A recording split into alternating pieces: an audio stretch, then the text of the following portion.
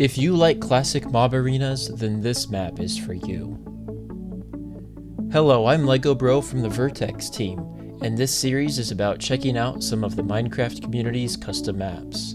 Today we'll be looking at Shock Arena by Arrow 3.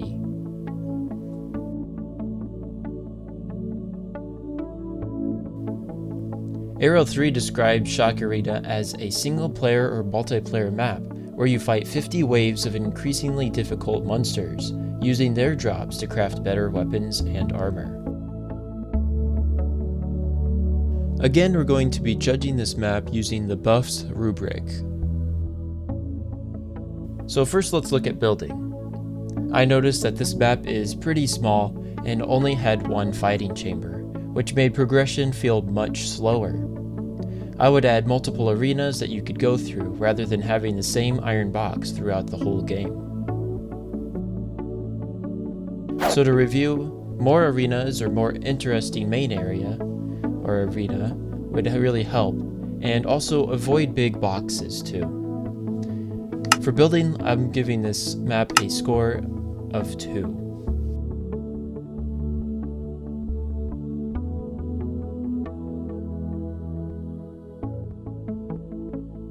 Now let's look at uniqueness.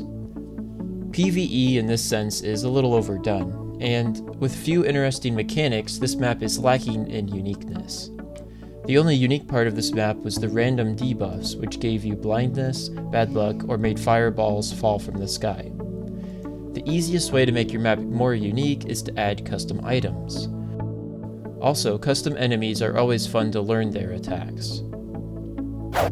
So to review, random debuffs were the main unique point in this map, and to help out with uniqueness, I would make more unique items and also make the enemies a little more custom.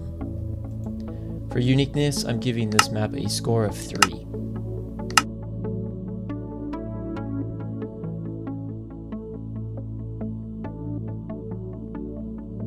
Now let's look at the fun of the map. The map itself was pretty enjoyable. I had a decent amount of fun playing through all 50 waves, and the enemies were diverse enough to avoid feeling too repetitive. However, the game lost a few points due to the random debuffs.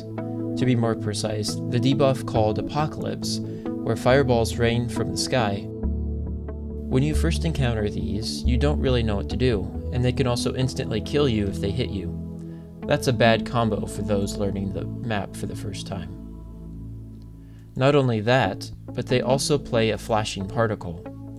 I was playing this map with someone who is photosensitive and also has seizures, and I was afraid that this particle effect would trigger them. So I would recommend being more careful with these in the future. One final thing was that crafting new weapons and armor was essentially just vanilla mechanics, and not as fun as I had hoped. So to review, the enemies were relatively interesting, but not unique enough. The debuffs were a little unfair, and need to be telegraphed more. Apocalypse has that flashing particle issue, and the crafting is pretty much vanilla and is pretty boring. So for fun, I would give it a 6 out of 10.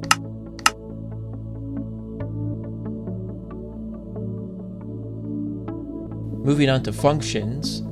The functions behind this map were pretty solid and supported the mapmaker's idea. If I were to guess, this is Arrow 3's strong suit.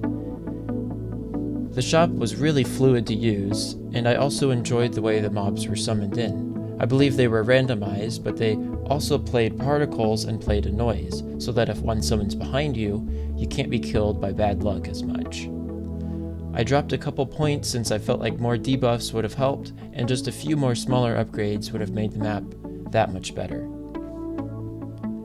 So, to review, the map had a great shop system. The mob summoning was very well done. I would like more debuffs or more events, and more ways to upgrade would also be nice. So for functions, I would give a 7 out of 10.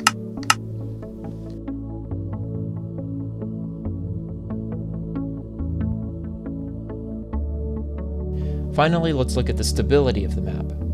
I have little to say about this, and that's really a good thing. The only issue I ran into was that the brewing stand did not get reset when the game is reset. But really that doesn't change much. So to review, the map is very stable, with exception to that brewing stand very minor issue. So I'll give stability a score of 9 out of 10.